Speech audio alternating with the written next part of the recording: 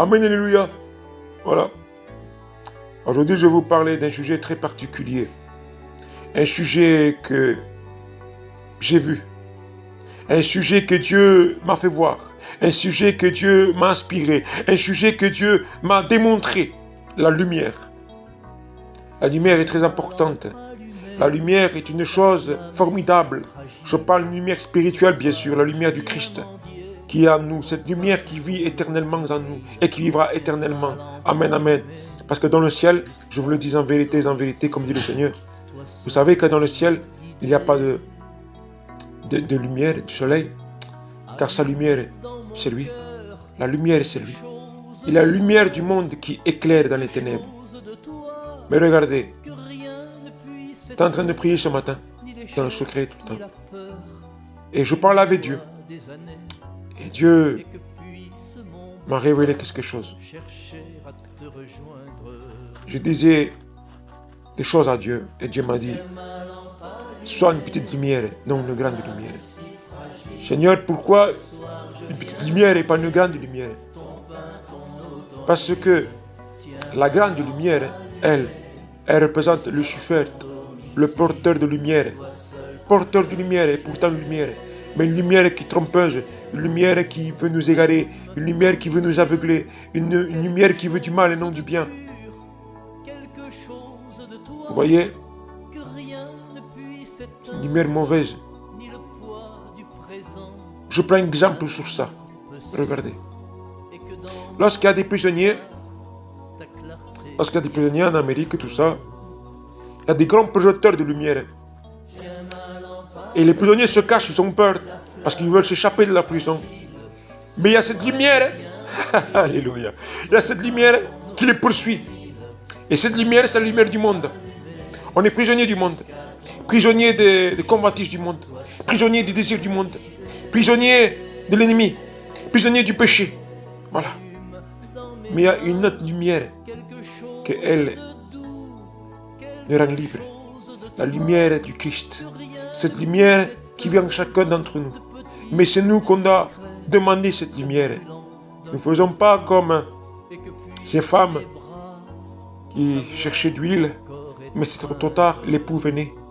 Et il y avait 5 sages, des personnes qui ont préparé l'huile et qui savaient que grâce à cette huile, ils pourraient allumer une petite lumière et non une grande lumière, une petite bougie, une petite lampe, une petite bougie, une petite lampe.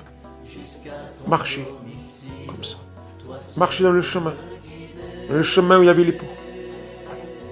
Malgré que tout l'extérieur était ténèbres, mais il y avait cette petite lumière qui permet et indiquait le chemin à l'époux. Oui, cette lumière a trouvé cette lampe. Oui, qu'on puisse avoir chacun, frères et sœurs, amis, cette lampe lorsque l'époux reviendra. Que nous, l'épouse du Christ, on peut avoir cette huile particulière. Cette huile, ce n'est pas l'huile qu'aujourd'hui tout le monde demande d'huile parce qu'il y a une épidémie d'huile et tout ça qui manque d'huile. Non, non, non, non. C'est pas ça. C'est pas parce qu'il manque d'huile, ça y est. Non. C'est pas l'essence non plus. Non. C'est plus que cela. Amen. C'est la vie éternelle. C'est notre salut qui dépend de cela.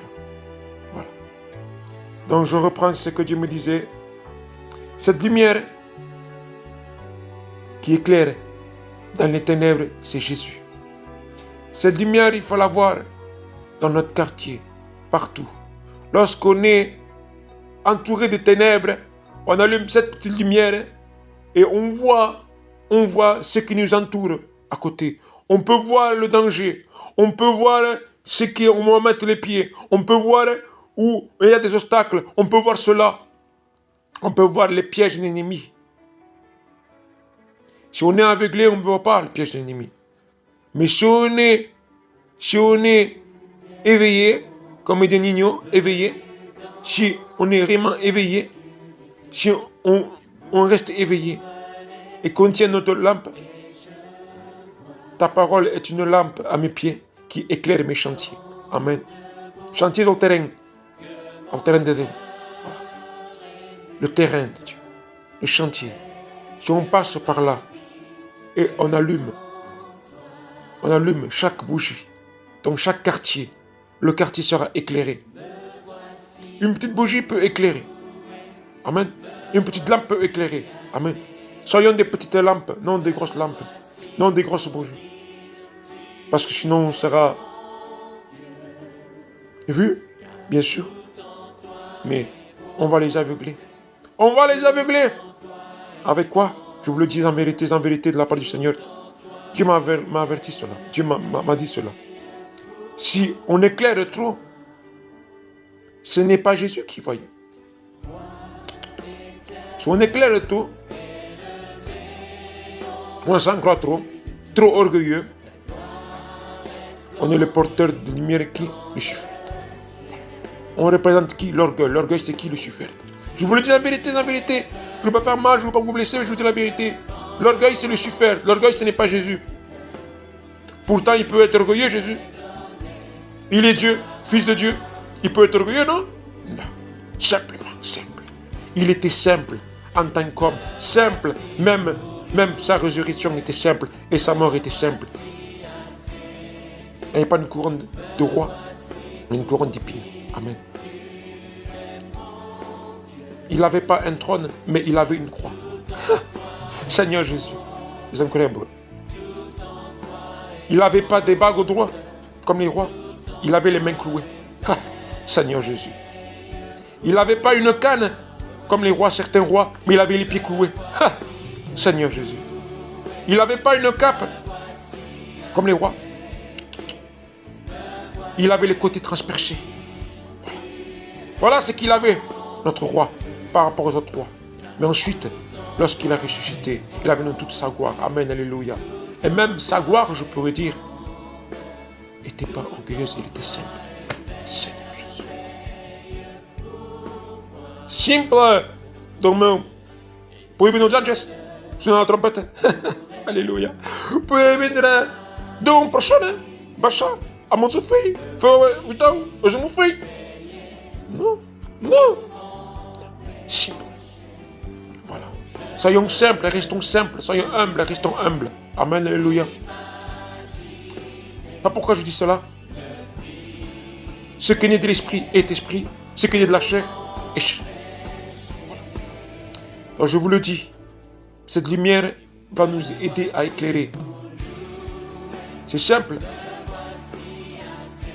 Quand tout s'est éteint, on ne peut rien voir. On ne peut rien voir. Regardez. Je fais une démonstration. On ne peut rien voir. Tout s'éteint. Je fais une démonstration. On voit, mais imaginez-vous maintenant dans le ténèbre. Est-ce que vous voyez rien? Est-ce que vous voyez? Rien, vous voyez. Allez. Voilà ce que Dieu veut dans notre vie.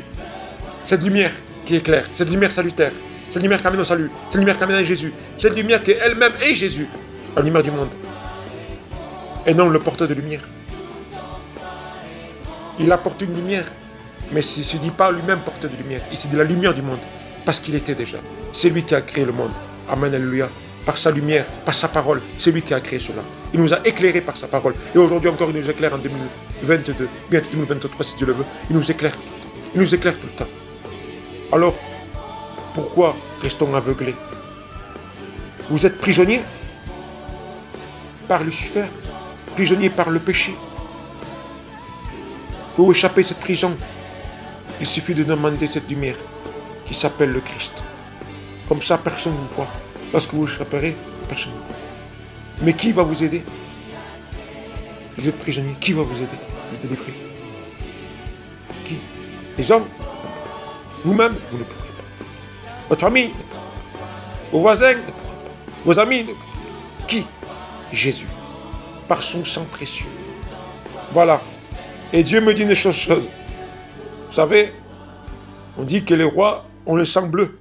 On appelle comme ça en France, le sang bleu, le sang royal, le sang bleu. Mais même le sang d'un roi ne pourrait pas nous sauver. Amen, alléluia. Il faut le roi des rois, le Seigneur des seigneurs qui s'appelle Jésus-Christ. Amen. Voilà. Que Dieu vous bénisse, frères et sœurs. Et si vous dites que je prêche, je vous le dis en vérité, je refuse de prêcher. Je ne vais pas prêcher. Pas encore. Pas le moment. Mais Dieu sait quand et où sera le moment. Alors je vous le dis en vérité, je n'ai pas peur de le dire. Moi, je ne veux pas prêcher. Je ne veux pas prêcher. Mais si Dieu m'appelle, j'ai réfléchi, parce que les pensées de l'homme, ce n'est pas pensées de Dieu. Je peux dire, moi je ne veux pas prêcher, mais si Dieu m'appelle, pourquoi pas. Mais j'ai pas envie de prêcher, je vous le dis au nom de Jésus, j'ai pas envie de prêcher. J'ai pas envie de prêcher. Mais restez vigilants. Ayez cette lumière. Veillez les uns aux autres. Oui. Restez dans cette communion parfaite en Christ. Cette communion dans la lumière du Christ. Marchez dans le chemin, la vie et la vérité. Le chemin, la vie et la vérité. Marchez sur cette lumière qui peut vous conduire à Jésus-Christ. Cette seule lumière qui s'appelle Yeshua. Cette seule lumière qui s'appelle Yahvé, Adonai, Shaddai, Elohim. Cette seule lumière qui s'appelle Jésus-Christ de Nazareth. Voilà, cette lumière qui a été à Golgotha. Regardez, à Golgotha, il y a eu du ténèbre. Pourtant, c'est la lumière. Pourquoi? Pourquoi cela? Posez-vous la question, pourquoi cela? Pourquoi il y a eu des ténèbres? Parce que la vie et la lumière, le soleil, a laissé place à la lumière du monde qui est Jésus. Amen. Alléluia. Voilà pourquoi. Voilà pourquoi. Voilà, que Dieu vous bénisse abondamment, infiniment. Amen. Tiens ma lampe allumée, la flamme est si fragile. Ce soir je viens